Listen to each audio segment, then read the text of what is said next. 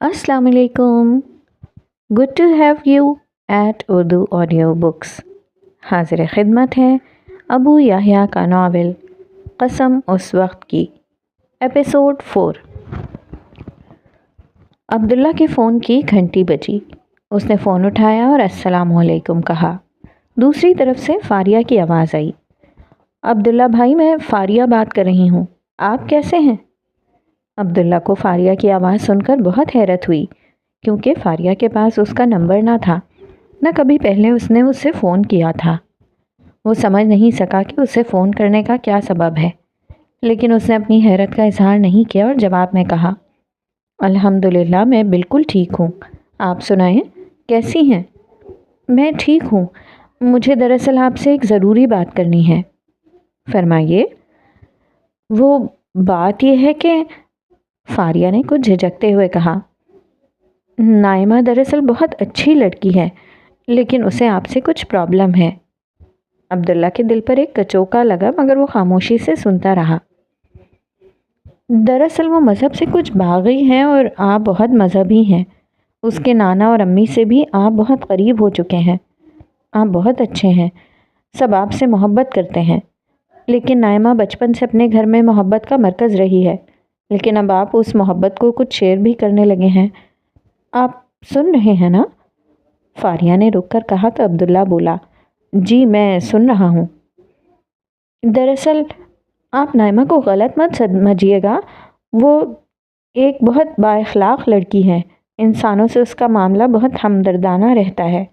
उसके बाग़ियाना नज़रियात अपनी जगह, लेकिन ना वो बदतमीज़ है ना बदलिहाज।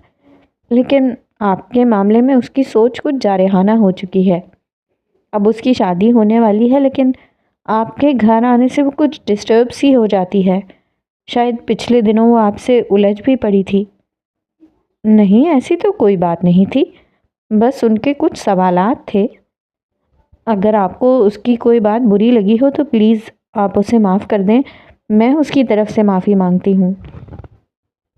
नहीं, मैंने किसी बात का बुरा नहीं माना। नाइमा तो बहुत अच्छी लड़की है। जी हाँ, आप भी बहुत अच्छे हैं।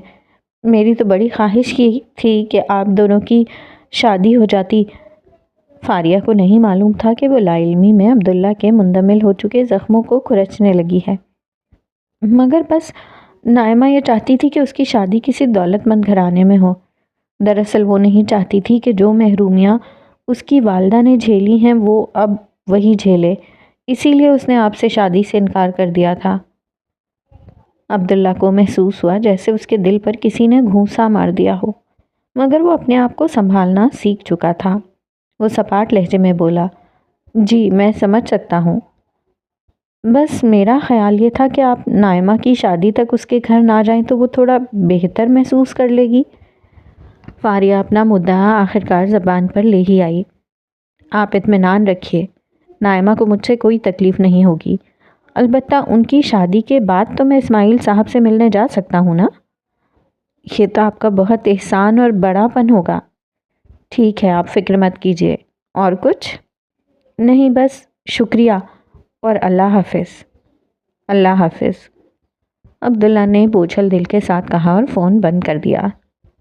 वक्त पर लगाकर उड़ रहा था और शादी के दिन करीब आते जा रहे थे। ख्वाब में बेलिबासी की ज़िल्लत और अब्दुल्ला के हाथों शिकस्त पर कमोबेश एक हफ़्ता गुजर गया था। नाइमा एक दो दिन तो डिस्टर्ब रही, लेकिन फिर शादी और उसके बाद की ज़िंदगी ने उसके ख़यालात का रुख अपनी तरफ मोड़ लिया। उस रात नाइमा अपने माँ के साथ बिस्तर पर लेटी हुई इन्हीं ख्यालों में गुम थी। वो तस्वुरात में ख़ुद को यूरोप और अमेरिका में घूमता हुआ देख रही थी। उसे नहीं खबर थी कि उसकी माँ आमना बेगम किस किस्म के तफक्कुरात में मुब्तला थीं। वो बेटी की ख्वाहिश और रिश्ते वाली के इसरार पर इस रिश्ते के लिए राज़ी तो हो गई थी, मगर अब कुछ हकीकतें हौलनाक शक्ल इख्तियार करके उनके सामने आ रही थीं। पहली फ़िक्र तो बेटी की जुदाई की थी। उनकी कुल कायनात नाइमा ही थी। उसकी खातिर ऐन जवानी में बेवा होने के बावजूद उन्होंने दूसरी शादी नहीं की। हालांकि उस वक्त उनकी वालदा ज़िंदा थीं जो नाइमा को संभाल सकती थीं। उन्होंने बेहद इसरार किया था कि आमना दूसरी शादी कर लें। आमना बेवा सही, मगर बहुत अच्छी शक्ल व सूरत की थीं। रिश्ते भी आ रहे थे। नाइमा को नाना नानी अपने पास रखने के लिए तैयार थे। उनके पास पूरा मौका था कि वो ज़िंदगी को एक दफ़ा फिर نئے سرے سے شروع کریں۔ گزرتا وقت ان کے جس نشیمن پر بجلیاں گرا کر اسے راکھ بنا چکا ہے، اس راکھ سے وہ ایک نیا گھروندہ پھر تعمیر کریں۔ مگر انہوں نے اپنی زندگی اور اپنی خوشیوں پر اپنی بیٹی کو ترجیح دی، اسے بے پناہ محبت کے ساتھ پال پوس کر بڑا کیا۔ وقت کیسے گزرا اور کیسے ان کی چھوٹی سی نائمہ شباب کے دروازے پر آ پہنچی، انہیں معلوم ہی نہیں ہوا۔ اور اب بیٹی کی جدائی کا وہ وقت آن پہنچا تھا جو ہر ماں باپ پر بے حد کٹھن ہوتا ہے، مگر ان کے پاس تو نائمہ کے سوا کچھ اور نہیں۔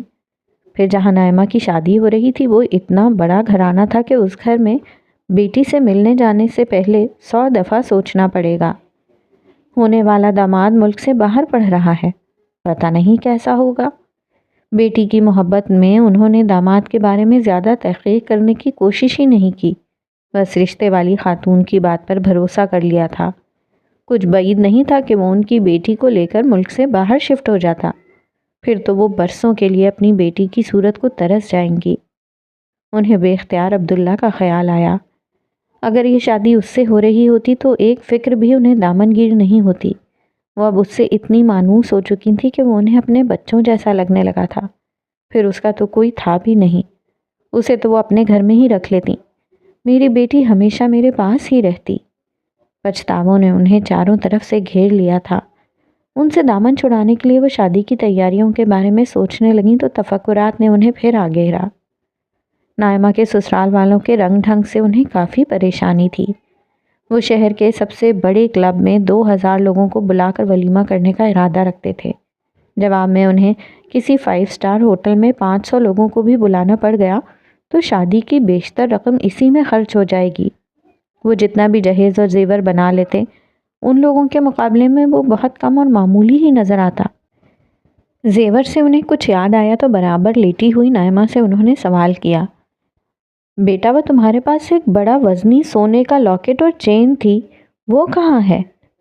نائمہ اس وقت تصورات کی دنیا میں نیاگرا فالز کی سیر کر رہی تھی۔ اس اچانک سوال سے اسے ایسے لگا جیسے کسی نے اسے آبشار کے کنارے سے نیچے دھکا دے دیا ہے۔ کچھ دیر تک تو اس کی سمجھ میں نہیں آیا کہ اس کا کیا جواب دے۔ وہ سچ بتاتی تو والدہ سے بہت زیادہ ڈانٹ پڑتی۔ خیر ماں کو تو وہ کسی طرح منا ہی لیتی کہ لاڈلی بیٹی تھی، مگر یہ نہیں چاہتی تھی کہ ایک اچھے کام کو کسی کے علم میں لائے۔ مگر اب تو کچھ نہ کچھ بتانا تھا۔ اس نے کچھ جواب نہیں دیا تو آمنہ بیگم مزید گویا ہوئیں۔ میں سوچ رہی تھی کہ اتنا بھاری لاکٹ اور چین ہے، کیوں نہ اس کی جگہ ایک سیٹ بنوا لیا جائے؟ سیٹ کا نام بڑا ہوتا ہے، چین لاکٹ تو کسی گنتی میں نہیں آتے۔ ان کی یہ بات سن کر نائمہ کو ایک بات بنانے کا موقع مل گیا۔ اس نے ماں سے لپٹتے ہوئے کہا، امی وہ لاکٹ تو مجھے اتنا پسند ہے کہ کچھ حد نہیں، میں کسی قیمت پر اسے نہیں دوں گی، میں اسے اپنے ساتھ ایسے ہی لے جاؤں گی، آپ کچھ اور کر لیجئے۔ یہ کہہ کر نائمہ کی جان تو چھوٹ گئی، مگر بیٹی کے جواب سے آمنہ بیگم کی پریشانی اور بڑھ گئی۔ اسی پریشانی کے عالم میں نہ جانے کب ان کی آنکھ لگ گئی۔ نائمہ بھی زیادہ دیر تک جاگ نہ سکی۔ ایک دفعہ پھر نائمہ اسی میدان میں کھڑی تھی، بغیر کسی خوف اور پریشانی کے وہ ہر جگہ اڑتی پھر رہی تھی۔ یہ حسین مناظر اس کی طبیعت میں اتنا سرور اور نشاط بھر رہے تھے کہ اس کا دل چاہ رہا تھا کہ وقت تھم جائے اور وہ ہمیشہ یوں ہی اڑتی رہے۔ اچانک اس کے اڑنے کی صلاحیت ختم ہو گئی اور وہ زمین پر آ کر ٹھہر گئی۔ ایک دفعہ پھر وہی ہیولا اس کے سامنے تھا۔ اس دفعہ نائمہ کے دل میں اسے دیکھ کر کوئی خوف نہیں آیا، بلکہ ایک تجسس تھا۔ اس نے پوچھا، تم کون ہو؟ تمہیں سوال کا جواب جلد مل جائے گا۔ یہ بتاؤ کیا تم سچائی جاننا چاہتی ہو؟ مگر مجھے تو سچائی معلوم ہے۔ تمہیں کچھ نہیں معلوم، تم دھوکے میں جی رہی ہو۔ تمہیں تو یہ بھی نہیں معلوم کہ لوگوں کو کس چیز سے بچانا چاہیے۔ میں سمجھی نہیں، اس بات کا کیا مطلب ہے؟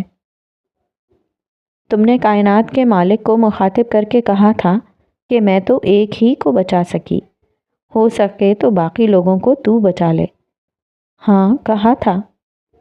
تو پھر سن لو، جس بچے کو تم نے بچانا چاہا تھا اسے 2 دن بعد موت نے اپنی آغوش میں لے لیا۔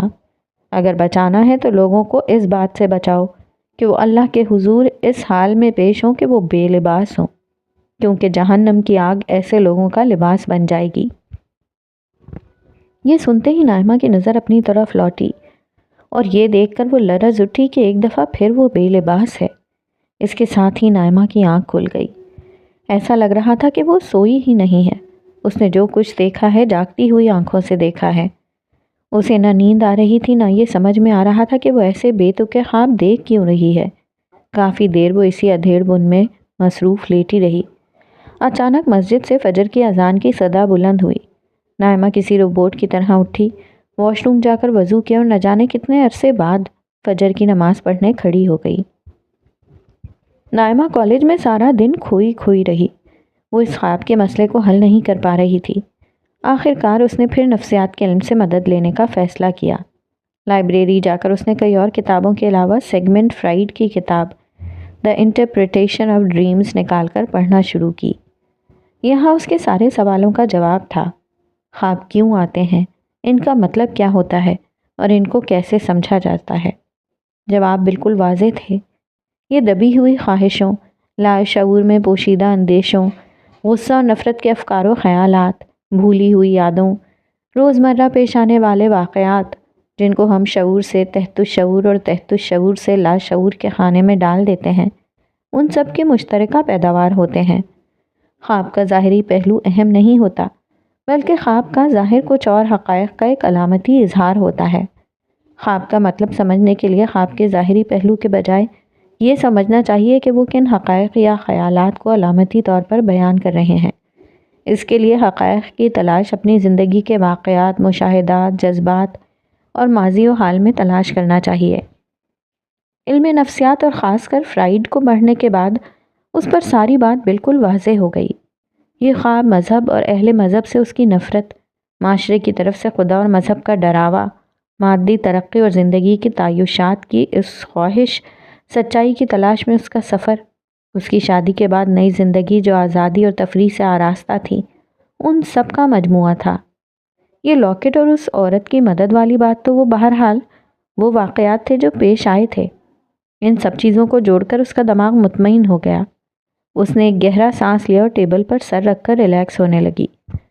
اس کا سارا بوجھ اتر چکا تھا۔ اس نے ہر چیز کو سمجھ لیا تھا۔ اب کوئی فکر اور تردد اسے دامنگیر نہیں تھا۔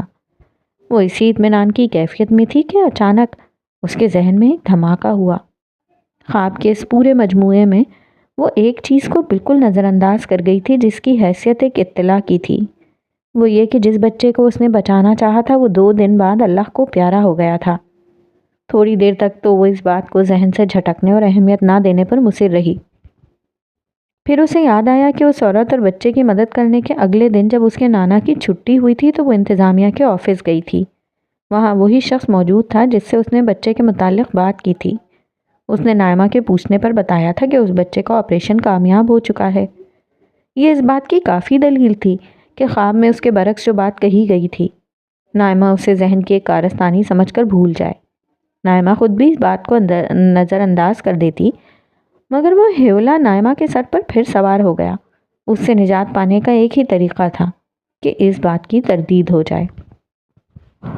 اچھا ہے دل کا یہ شک بھی دور ہو جائے تاکہ آئندہ وہ اس طرح کی باتوں اور خوابوں کو بالکل اہمیت نہ دے۔ نائمہ نے دل میں سوچا۔ پھر وہ لائبریری سے اٹھی اور سیدھی اسی اسپتال جا پہنچی جہاں اس کے نانا ایڈمٹ تھے۔ وہ انتظامیہ کے دفتر تک آئی۔ اس وقت وہاں کوئی اجنبی شخص ڈیوٹی پر تھا۔ وہ شخص نہیں تھا جس سے اس نے بات کی تھی، لیکن اس نے اپنا مسئلہ اس آدمی کو بتایا کہ اس تاریخ کو ایک بچے کا آپریشن ہوا تھا۔ اس کا کیا ہوا؟ انتظامی دفتر کے کارکن نے اسے ریکارڈ آفس جانے کا کہا جہاں مریضوں کا ریکارڈ رکھا جاتا تھا۔ تھوڑی دیر میں وہ ریکارڈ روم میں کھڑی تھی۔ اسے نہ اس عورت کا نام معلوم تھا نہ اس بچے کا، صرف تاریخ، آپریشن اور رقم جو اس نے جمع کرائی تھی یاد تھی۔ یہ ایک مشکل کام تھا، مگر اپنی خوبصورت شخصیت کی بنا پر اسے یہاں بھی لوگوں سے تعاون لینے میں زیادہ مشکل پیش نہیں آئی۔ ایک شخص کمپیوٹر کے سامنے بیٹھ کر اس کی دی ہوئی تاریخ میں تلاش اور جستجو کرنے لگا۔ اس نے اکاؤنٹس کے دفتر سے بھی مدد لی۔ بات چونکہ بہت زیادہ پرانی نہیں تھی، اس لیے تقریباً نصف گھنٹے ہی میں معاملہ واضح ہو گیا۔ جس تاریخ میں نائمہ نے پیسے جمع کرائے تھے، اس تاریخ اور رقم کی مدد سے بچے کو ڈھونڈ لیا گیا۔ اسی روز اس بچے کا آپریشن ہوا تھا۔ آپریشن کامیاب رہا تھا۔ اس بچے کی طبیعت بہتر ہو رہی تھی، مگر 2 دن بعد اس بچے کی طبیعت اچانک بگڑی اور اس کا انتقال ہو گیا۔ نائمہ نے دوپہر کا کھانا نہیں کھایا۔ وہ اسپتال سے سیدھی گھر آئی تھی اور خاموشی سے کمرے میں جا کر لیٹ گئی تھی۔ ماں نے کھانے کا کہا تو کہہ دیا کہ کالج میں دوستوں کے ساتھ کھا لیا تھا۔ وہ خاموش لیٹی صرف ایک بات سوچ رہی تھی، تحلیل نفسی اور خواب کی تعبیر کے نفسیاتی علم سے سب کچھ تو معلوم ہو گیا تھا، مگر یہ جواب کہیں موجود نہیں تھا کہ جو واقعہ خارج میں پیش آیا، جس کا نائمہ کو کوئی علم نہیں تھا، وہ ٹھیک ٹھیک دنوں کے تعین کے ساتھ نائمہ کو خواب میں کیسے معلوم ہو گیا؟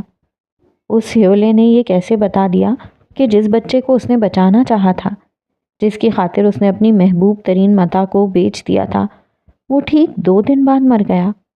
یہ کیسے ممکن ہے؟ یہ سوال ہتھوڑا بن کر بار بار اس کے دماغ پر ضرب لگا رہا تھا۔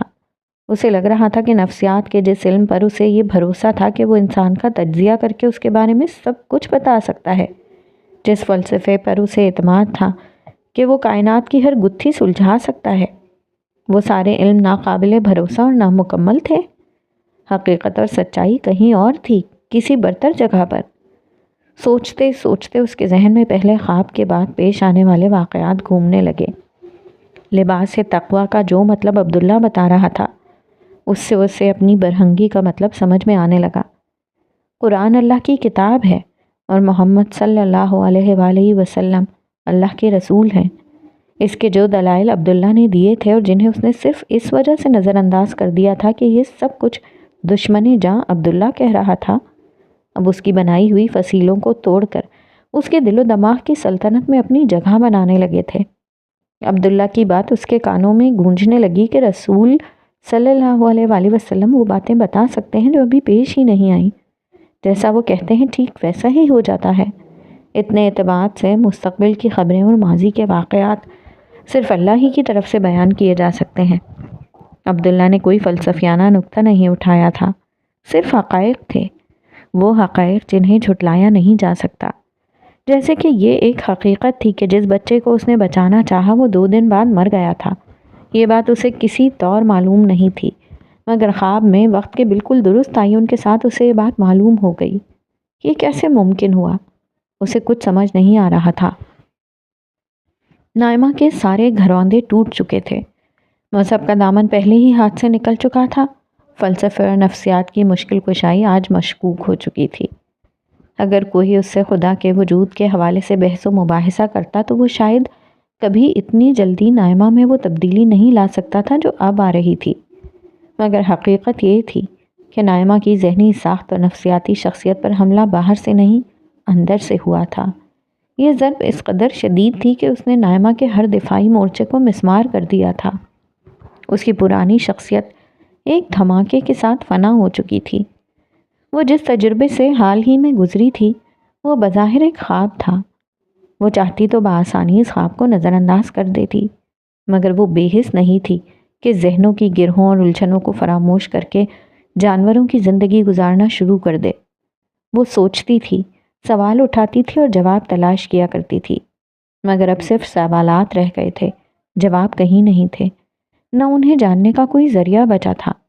اس نے دوبارہ خواب کے بارے میں سوچنا شروع کر دیا۔ وہ خواب اسے اول تا آخر پورا یاد تھا۔ وہ اس کے ایک ایک جز کو دہرانے لگی۔ اسے اندازہ ہو گیا کہ اس کا خواب ایک خواب نہیں تھا، بلکہ اس کے ساتھ کیا گیا ایک مکالمہ تھا، اسے دیا گیا ایک واضح پیغام تھا۔ اس وقت اسے یاد آیا کہ اس ہیولے نے گفتگو کا آغاز اس بات سے کیا تھا کہ کیا وہ سچائی جاننا چاہتی ہے۔ ایک لمحے میں نائمہ کے ذہن میں بجلی کی طرح ایک خیال کوندا، اگر یہ سب خدا کی طرف سے ہے تو اب اس مکالمے میں اگلی بات میں کروں گی۔ اگر کوئی خدا ہے تو مجھے جواب ضرور ملے گا۔ بے اختیار اس کے منہ سے نکلا، ہاں میں سچائی جاننا چاہتی ہوں۔ یہ کہہ کر وہ اٹھی اور وضو کیا اور ظہر کی نماز پڑھنے لگی۔ وہ جیسے ہی سجدے میں گئی اس کا دل بھر آیا۔ وہ روتے ہوئے کہنے لگی، پروردگار میں تجھے نہیں مانتی تھی، اس لیے کہ میرے بہت سے سوالوں کا جواب کہیں نہیں ہے۔ اس دنیا میں اتنا ظلم کیوں ہے؟ یہاں عدل اور انصاف کیوں نہیں؟ اگر یہاں اندھے مادے کی حکومت نہیں اور تیرا حکم چلتا ہے تو پھر اتنی ناانصافی کیوں ہے؟ لوگ کیوں مرتے ہیں؟ کیوں پیدا ہوتے ہیں؟ کچھ لوگ محروم کیوں رہ جاتے ہیں؟ کچھ لوگوں کو بلا سبب اتنی نعمتیں کیوں مل جاتی ہیں؟ تو ہے تو سچائی لوگوں کو کیوں نہیں بتاتا؟ کیوں تو نے فلسفیوں اور مذہبی لوگوں کو یہ اجازت دے رکھی ہے کہ جو چاہیں کھڑے ہو کر تیرے نام پر کہہ دیں؟ تو خود کہاں ہے؟ تیری سچی رہنمائی کہاں ہے؟ پروردگار، میں اپنے دل سے ہر تعصب اور ہر نفرت ختم کرنے کے لیے تیار ہوں۔ میں اقرار کرتی ہوں کہ محمد صلی اللہ علیہ وآلہ وسلم تیرے رسول ہیں۔ مجھے ان کی رسالت کا یقین اس شخص نے دلایا ہے جس سے مجھے نفرت ہے، مگر وہ بات ٹھیک کہہ رہا ہے۔ میں اس کی نفرت کے باوجود یہ اقرار کرتی ہوں کہ وہ سچ کہہ رہا ہے، مگر ابھی پورا سچ مجھے معلوم نہیں ہوا۔ میں اس خدا پر کیسے اعتماد کروں جو ظلم پر خاموش رہتا ہے؟ میں اس خدا سے کیسے محبت کر لوں جو محرومیوں کو جنم دیتا ہے؟ میں اس خدا پر کیسے یقین کروں جو سچ کھول کر نہیں بتاتا؟ نائمہ بہت دیر تک روتی رہی اور سجدے میں مسلسل یہ دعا کرتی رہی۔ چوتھا باب، والعصر۔ ایک ہفتہ اور گزر گیا۔ عبداللہ نے اب اسماعیل صاحب کے گھر آنا چھوڑ دیا تھا۔ نائمہ کو اس کے ہونے نہ ہونے میں کوئی دلچسپی بھی نہیں تھی۔ اس کی شادی کے دن اب بہت قریب آ چکے تھے۔ گھر والوں کا اصرار تھا کہ نائمہ اب کالج جانا چھوڑ دے، مگر اس کا کہنا تھا کہ وہ اپنی تعلیم شادی کے بعد بھی جاری رکھنا چاہتی ہے، اس لیے جب تک ممکن ہوا وہ کالج جائے گی۔ اس میں ایک بہت بڑی تبدیلی آ چکی تھی جسے ہر شخص نے محسوس کر لیا تھا۔ وہ 5 وقت نماز باقاعدہ پڑھنے لگی تھی۔ اس تبدیلی پر اس کے نانا ابو اور امی دونوں بہت خوش تھے۔ فاریہ بھی بہت مطمئن تھی، تاہم اسے یہ بات بہت عجیب لگی کہ اب نائمہ اپنی شادی اور مستقبل کے حوالے سے بہت زیادہ پرجوش نہیں رہی تھی۔ لڑکیاں شادی قریب آنے پر زیادہ خوشی محسوس کرتی ہیں، مگر نائمہ کا معاملہ یہ تھا کہ ایک محیب اداسی نے اس کا احاطہ کر لیا تھا۔ نائمہ کا مسئلہ کیا تھا؟ اسے نہ کسی نے پوچھا، نہ اس نے کسی کو بتایا۔ سب سمجھ رہے تھے کہ شادی اور آنے والی زندگی کے متوقع اندیشوں نے نائمہ کو خدا کی طرف راغب کر دیا ہے۔ وجہ کچھ بھی ہو، سب خوش تھے۔ پریشانی اگر کوئی تھی تو شادی کے انتظامات کے وسائل جمع کرنے کی تھی، مگر یہ اسماعیل صاحب اور آمنہ بیگم کی پریشانی تھی۔ انہوں نے نائمہ کو اس مسئلے کی خبر تک نہیں ہونے دی تھی۔ وہ نہیں چاہتے تھے کہ ان کی بیٹی کی خوشیوں میں پریشانی کا کوئی شائبہ بھی آئے۔ یہ بات کسی کو نہیں معلوم تھی کہ نائمہ کا اللہ تعالیٰ سے بہت گہرا اور مضبوط تعلق قائم ہو چکا تھا۔ یہ تعلق اس 5 وقت نماز سے کہیں زیادہ گہرا تھا جو وہ بظاہر لوگوں کو پڑھتی ہوئی نظر آتی۔ اس کی دن رات ایک ہی دعا تھی کہ سچائی اس پر کھول دی جائے۔ ایک روز عشاء کی نماز سے فارغ ہو کر وہ مصلی پر بیٹھی ہوئی دعا کر رہی تھی۔ اس کی آنکھیں بند تھیں اور ان سے مسلسل آنسو جاری تھے۔ اسی اثنا میں نانا ابو اس کے کمرے میں داخل ہوئے۔ اسے اس حال میں دیکھ کر وہ ایک دم ٹھٹک سے گئے۔ ان کی نواسی میں اتنی بڑی تبدیلی آ چکی تھی، اس کا انہیں اندازہ نہیں تھا۔ ان کے لیے تو یہی بہت بڑی بات تھی کہ ان کی نواسی نماز پڑھنے لگی تھی، مگر اب وہ اللہ کے سامنے بیٹھ کر رو رہی تھی۔ یہ چیز ان کے تصور میں بھی نہیں تھی۔ وہ کچھ دیر تک محبت آمیز انداز میں اسے دیکھتے رہے اور پھر واپس لوٹ گئے۔ تھوڑی دیر بعد وہ دوبارہ لوٹے۔ اس دفعہ ان کے ہاتھ میں قرآن مجید تھا۔ اس دوران میں نائمہ دعا سے فارغ ہو چکی تھی۔ انہوں نے کمرے میں داخل ہو کر کہا، میری بیٹی کیا دعا مانگ رہی تھی؟ نائمہ اب انہیں کیا بتاتی کہ وہ کیا دعا مانگ رہی تھی۔ اس کی دعا نہ اپنی ذات کے لیے تھی، نہ اپنے مستقبل کے لیے، نہ اپنی شادی کے بارے میں، نہ اپنے آنے والی زندگی کے بارے میں۔ اس کی دعا صرف سچائی اور حقیقت جاننے کی تھی۔ سچ اب اس کے لیے اتنا قیمتی ہو چکا تھا کہ اس کے سامنے ہر دوسری چیز بے وقت ہو چکی تھی، مگر ظاہر ہے کہ یہ بات وہ ان سے نہیں کہہ سکتی تھی۔ اس نے جواب میں مسکرا کر کہا، میں اللہ سے وہ مانگ رہی تھی جو میرے لیے اس وقت سب سے زیادہ اہم ہے۔ نائمہ کی اس بات کا مطلب نانا ابو وہی سمجھے جو انہیں سمجھنا چاہیے تھا۔ وہ سمجھے کہ ان کی نواسی اپنی شادی اور آنے والی زندگی کے بارے میں دعا مانگ رہی تھی، مگر شرم کے مارے یہ نہیں کہہ سکی، بلکہ ایک مبہم سی بات کہہ دی۔ انہوں نے شفقت سے نائمہ کے سر پر ہاتھ رکھ کر کہا، مجھے یقین ہے اللہ تعالیٰ میری بیٹی کو اپنی بہترین رحمتوں سے نوازیں گے۔ تمہاری شادی شدہ زندگی اتنی خوشگوار ہوگی کہ تم اپنے آپ کو دنیا کی سب سے خوش نصیب لڑکی سمجھو گی۔ نائمہ نے ان کی بات کا کوئی جواب نہیں دیا، مگر بغور ان کے ہاتھ میں پکڑے ہوئے قرآن مجید کو دیکھ کر کہنے لگی۔ نانا ابو اس کا مدعا سمجھ کر بولے، بیٹا، دنیا میں بیٹیوں کو قرآن کے سائے میں رخصت کیا جاتا ہے۔ ان کے جہیز میں قرآن مجید دیا تو جاتا ہے، مگر لڑکیوں کو ساری زندگی توفیق نہیں ہوتی کہ وہ قرآن مجید سمجھ کر پڑھیں۔ مگر میں یہ چاہتا ہوں کہ اب تم اللہ کی طرف متوجہ ہو گئی ہو تو اس کتاب کو اپنی زندگی بنا لو۔ اس میں تمہارے ہر سوال کا جواب اور مکمل رہنمائی ہے۔ کیا واقعی اس میں میرے ہر سوال کا جواب ہے؟ نائمہ نے تعجب سے کہا۔ ہاں بیٹا، نہ صرف تمہارے سوالات کا جواب ہے بلکہ بہترین نصیحت بھی ہے۔ آؤ ادھر میرے ساتھ بیٹھو۔ نانا ابو نے اس کی مسیری پر بیٹھتے ہوئے قرآن مجید کھول کر کہا۔ نائمہ ان کے ساتھ ہی بیٹھ گئی۔ نانا ابو نے کچھ وقت گردانی کے بعد سورۃ العصر نکالی اور بولے، میں یہ چاہتا ہوں کہ آج قرآن کریم کی اس انتہائی چھوٹی سورت تمہیں ترجمے کے ساتھ پڑھا دوں۔ اس میں پورے قرآن مجید کی تعلیم کا خلاصہ ہے۔ یہ کون سی سورت ہے نانا ابو؟ اس سورت کا نام سورۃ العصر ہے۔ یہ کہہ کر پہلے انہوں نے سورۃ العصر کی تلاوت کی اور پھر اس کا ترجمہ پڑھ کر نائمہ کو سنانے لگے۔ زمانے کی قسم، بے شک انسان خسارے میں ہے، سوائے ان کے جو ایمان لائے اور نیک عمل کیا اور ایک دوسرے کو حق کی تلقین کی اور ایک دوسرے کو صبر کی تاکید کرتے رہے۔ نائمہ میں گرچہ تبدیلی آئی تھی مگر نائمہ پھر نائمہ تھی، یعنی فلسفی نائمہ۔ یہ ترجمہ سن کر اس کے چہرے پر سوالیہ نشان ظاہر ہوا، مگر اس نے کچھ کہنے کے بجائے نانا ابو کے ہاتھ سے قرآن اپنے ہاتھوں میں لے لیا۔ نائمہ نے 2-3 دفعہ یہ ترجمہ پڑھا، بجائے اس کے کہ اسے کسی قسم کی ہدایت اور رہنمائی ملتی۔ اس کا ذہن پھر سوالات کی آماجگاہ بن گیا۔ اس نے نانا ابو سے کہا، نانا ابو، زمانے کی قسم کا مطلب کیا ہے؟ نانا ابو نے اپنے مطالعے کی روشنی میں جواب دینا شروع کیا۔ بیٹا، زمانے سے مراد ماضی کا زمانہ بھی ہے اور حال کا بھی۔ یہ زمانہ وہ چیز ہے جس میں ہم سب انسان جیتے ہیں، یہ ہمارا سرمایہ ہے۔ یہ ہر لمحہ برف کی مانند گھل رہا ہے۔ ہمیں چاہیے کہ ہم اس سرمایہ کو نیکی میں استعمال کریں، تبھی ہم کامیاب ہوں گے۔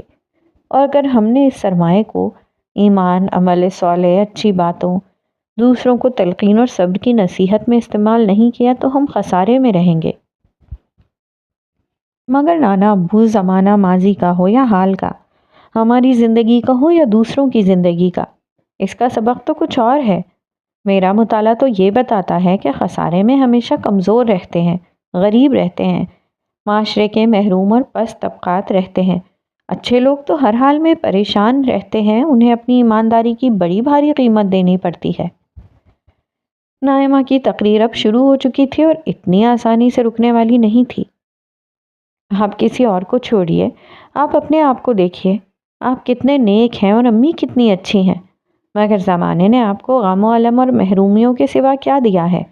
تنگی اور پریشانی اور محرومی میں ساری زندگی گزری، اور مجھے دیکھیے، نہ نماز پڑھتی تھی نہ نیکی کے کام کرتی تھی، میں تو ایمان بھی نہیں رکھتی تھی، لیکن صرف اس وجہ سے کہ میں بہت خوبصورت ہوں، دیکھیے میرے لیے دولت اور بڑے خاندان کے دروازے کس طرح کھل گئے۔ یہ ہر گھر، ہر دور اور ہر زمانے کی کہانی ہے۔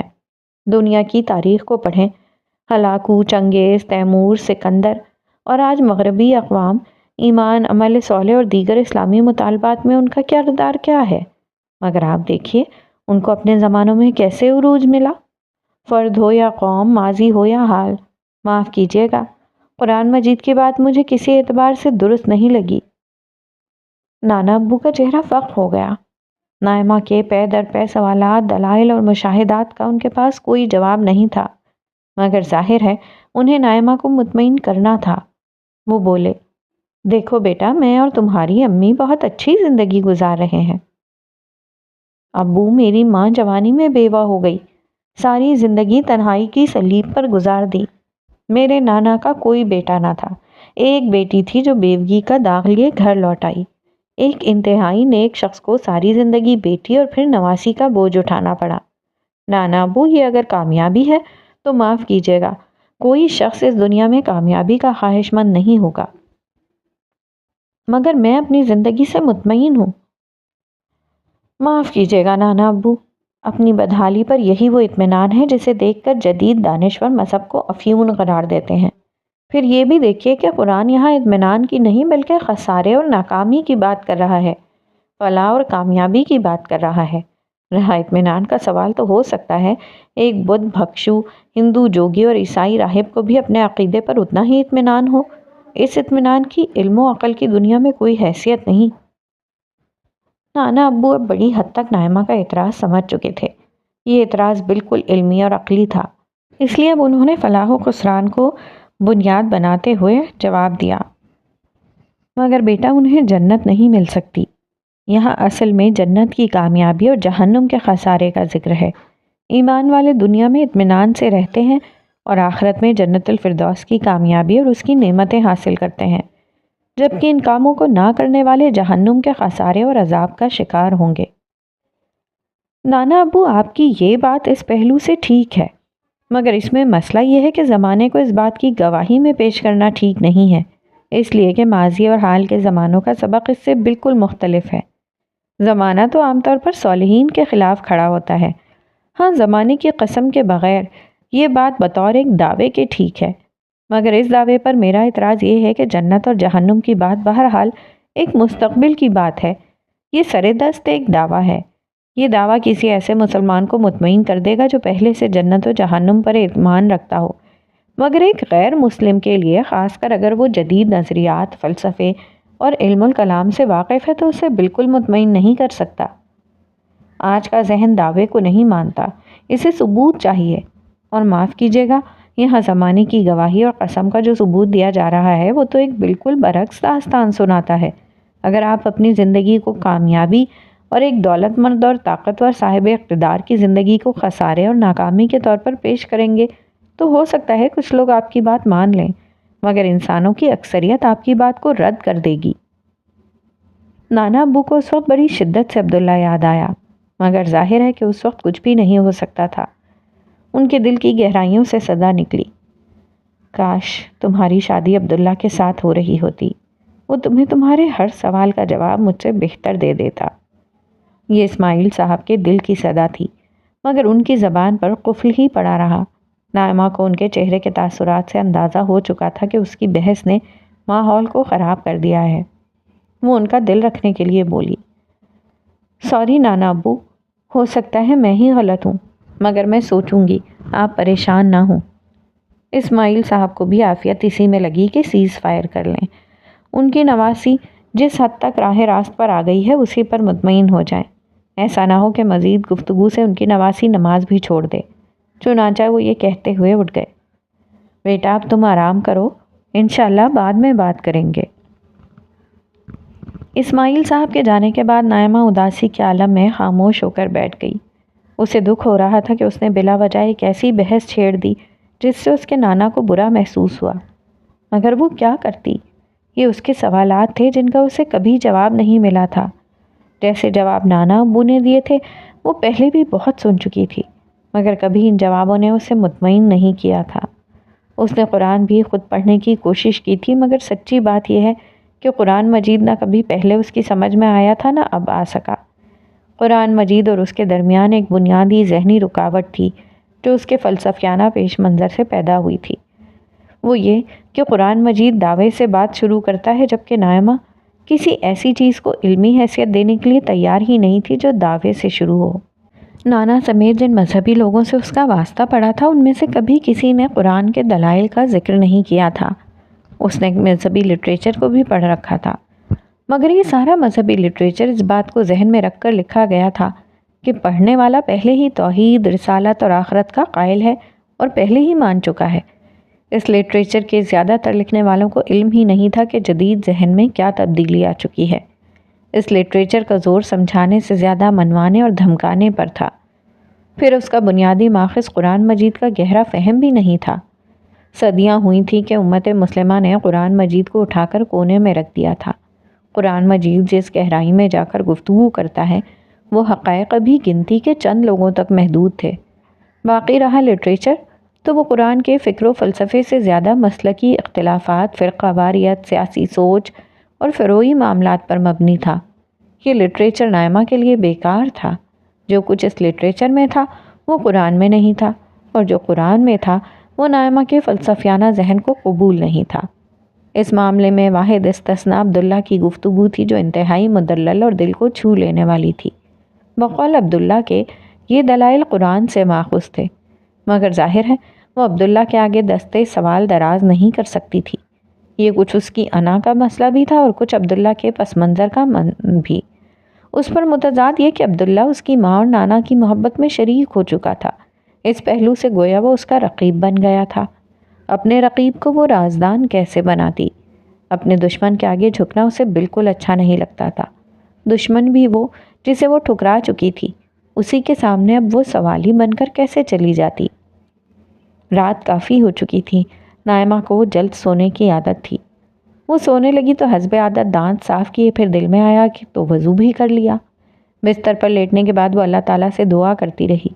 اسے اس کے سوالوں کا جواب تو نہیں مل رہا تھا، مگر نہ جانے کیوں اسے اب یہ اعتماد ہوتا جا رہا تھا کہ وہ جو کہتی ہے اللہ تعالیٰ اسے سنتے ضرور ہیں۔ اسی سوچ میں غرق وہ نیند کی وادی میں جا پہنچی۔ اٹھو نائمہ، سونے کا وقت ختم ہو گیا، بہت نیند لے لی تم نے، اب جاگنے کا وقت آ گیا ہے۔ یہ آواز نائمہ کے کانوں میں تیسری دفعہ آئی۔ پہلی 2 دفعہ یہ آواز اتنی ہلکی تھی کہ گہری نیند میں وہ سمجھ نہیں سکی کہ کیا ہو رہا ہے۔ تیسری دفعہ آواز اتنی بلند تھی کہ نائمہ نے خود کو نیند سے بیدار ہوتا ہوا محسوس کیا۔ کچھ دیر تک وہ بے حس و حرکت پڑی رہی۔ اسے سمجھ میں نہیں آ رہا تھا کہ وہ نیند میں ہے یا جاگ چکی ہے۔ اب کوئی آواز اسے نہیں پکار رہی تھی۔ اسے نہیں معلوم تھا کہ وہ کہاں تھی۔ اس کے چاروں طرف پھیلی ہوئی تاریکی اور سناٹے کی دبیس چادر نے ارد گرد کے ہر منظر کو اپنے اندر نگل لیا تھا۔ اس کی آنکھوں کے سامنے بس ایک سیاہ آسمان پھیلا ہوا تھا۔ دور دور تک نہ کوئی بادل تھا اور نہ چاند کی روشنی کے کوئی آثار۔ اگر روشنی تھی تو جگمگاتے ستاروں کی تھی۔ یوں لگتا تھا کہ جیسے آسمان کی سیاہ قبا میں جگمگ جگمگ ہیرے جڑے ہوئے ہوں۔ نائمہ کو یہ منظر بے حد دلکش لگا۔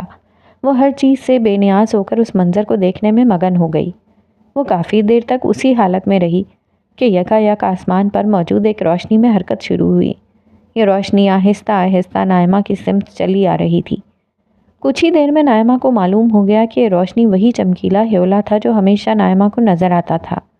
ہیولا نائمہ کے قریب آ کر فضا میں معلق ہو گیا تھا۔ کچھ دیر تک نائمہ اس ہیولے کو دیکھتی رہی۔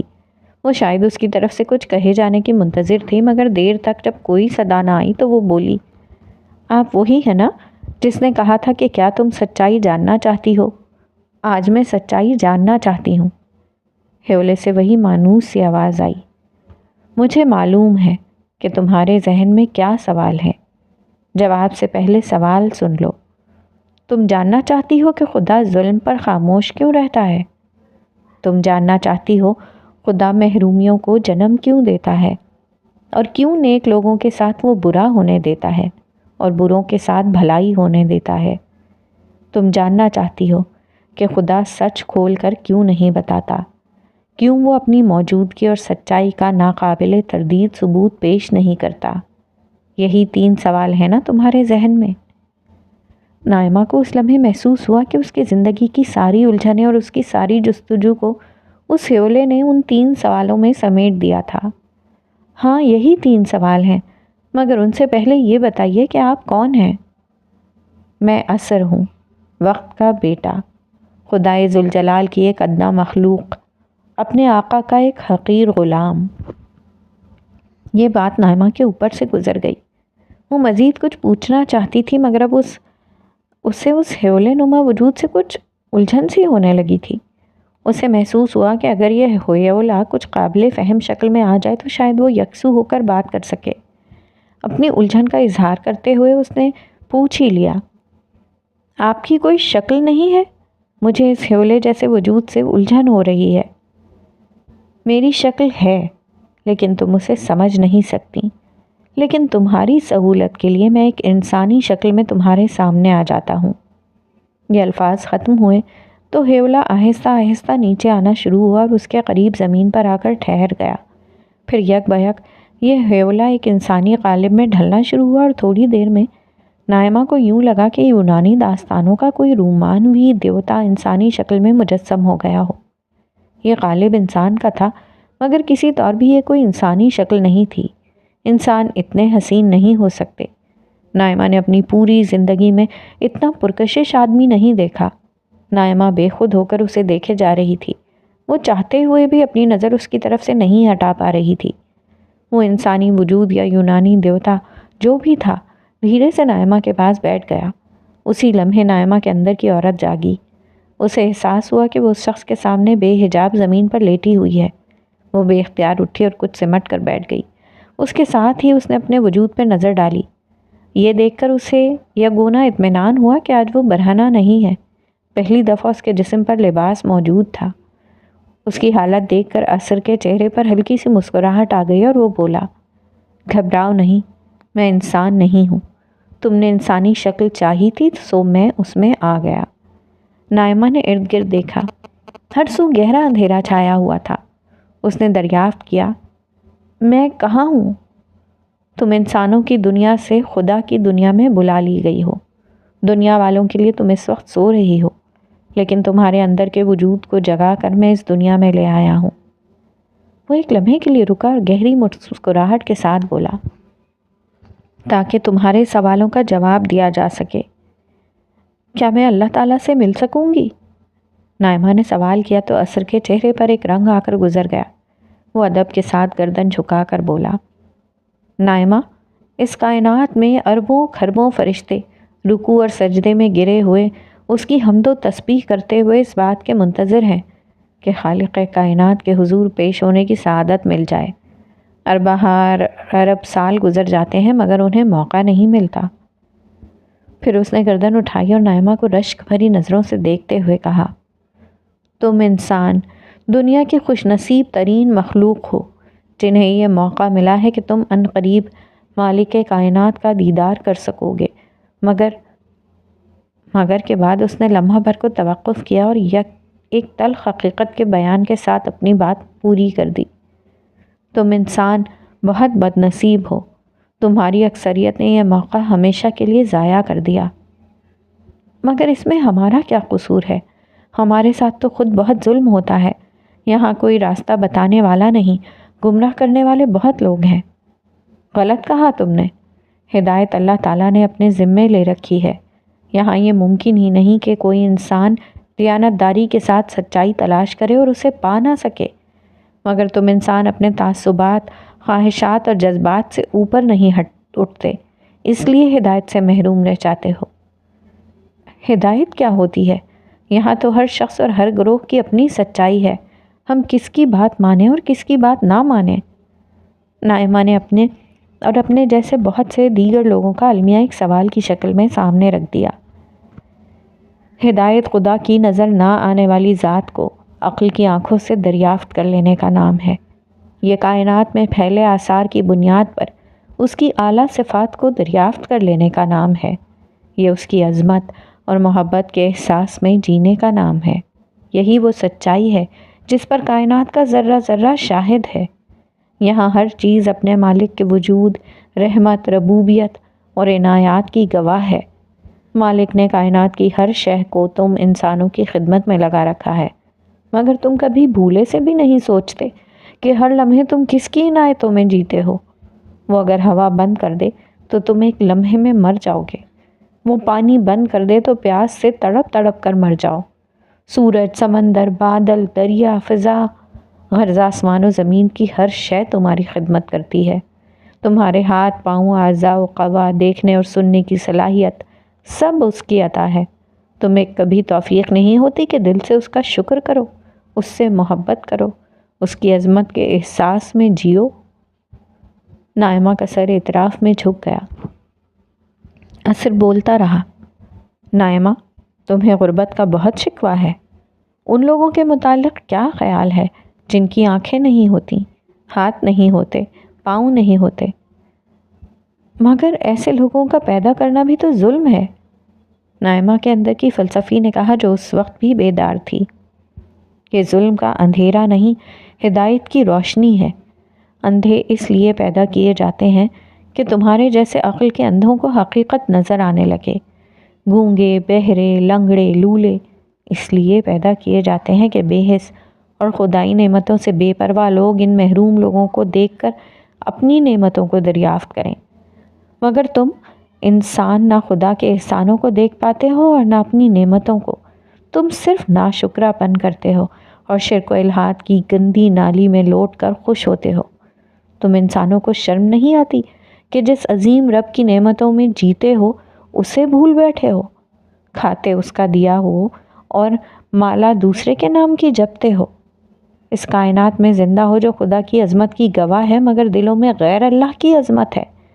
اس دھرتی پر زندہ ہو جس کا ذرہ ذرہ خدا کی کبریائی کا اعلان کرتا ہے، مگر اپنے خود ساختہ اکابرین کو تم نے خدا کے برابر لا بٹھایا ہے، یہاں تک کہ تم لوگ ان ساری سچائیوں کو دیکھ کر بھی خدا کے وجود کا انکار کر دیتے ہو۔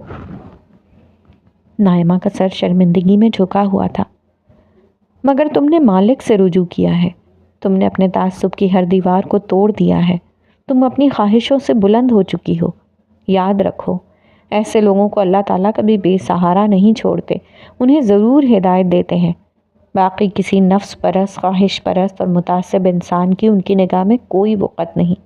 ان قریب ایسے لوگوں کو وہ اپنے قہر میں کچل کر رکھ دیں گے، مگر انہوں نے مجھے تمہارے پاس اسی لیے بھیجا ہے کہ میں تمہارے سوالوں کا جواب دوں۔ تم ایک سچی انسان ہو، اس لیے جو پوچھنا ہے پوچھ لو، آج تمہارے ہر سوال کا جواب ملے گا۔ نائمہ نے کچھ سکون کا سانس لیا کہ اثر اس پر غصہ کرنے کے بجائے اصل بات کی طرف آ گیا تھا۔ تاہم اثر کے اپنے وجود کے بارے میں نائمہ کے ذہن میں ابھی تک الجھن تھی۔ اس نے پہلے اسی گرہ کو کھولنا چاہا۔ میں آپ کو سمجھ نہیں سکی، آپ کون ہیں؟ اثر کا کیا مطلب ہے؟ وقت کا کوئی بیٹا کیسے ہو سکتا ہے؟ دیکھو، کائنات کی ہر شے اللہ کی مخلوق ہے، تم انہیں جس طرح بھی سمجھو، مگر دراصل وہ اللہ کی مخلوق ہوتی ہیں۔ وقت بھی اللہ کی مخلوق ہے۔ وقت سے بہت سی چیزوں نے جنم لیا ہے، دن، لمحہ، گھنٹہ، برس، صدی، قرن، یہ سب وقت کے اجزاء ہیں۔ انہیں تم وقت کی اولاد سمجھو۔ اور اثر، یہ کیسی اولاد ہے؟ میں یعنی اثر وقت کی سب سے اہم اور بڑی اولاد ہوں۔ وقت کی باقی اولادیں ہمیشہ موجود رہتی ہیں، مگر میں صرف اس وقت ظاہر ہوتا ہوں جب کوئی رسول اس دنیا میں بھیجا جاتا ہے۔ میں رسولوں کے دور کا وقت اور ان کا زمانہ ہوں۔ رسول میں کیا خاص بات ہوتی ہے؟ رسول جب آتا ہے تو اللہ تعالیٰ دنیا کے معاملات میں کھل کر اور اعلانیہ مداخلت شروع کر دیتے ہیں۔ عام حالات میں وہ ایسا نہیں کرتے، مگر اپنے رسول کے ذریعے سے وہ انسانوں سے کھل کر کلام کرتے ہیں، ان کے سوالوں کا جواب دیتے ہیں، ان کی کھلی رہنمائی کرتے ہیں اور آخرکار سزا و جزا برپا کر دیتے ہیں۔ بات ابھی بھی نائمہ پر واضح نہیں ہوئی تھی۔ اس کے چہرے پر موجود غیر یقینی کیفیت کو اثر نے پڑھ لیا تھا۔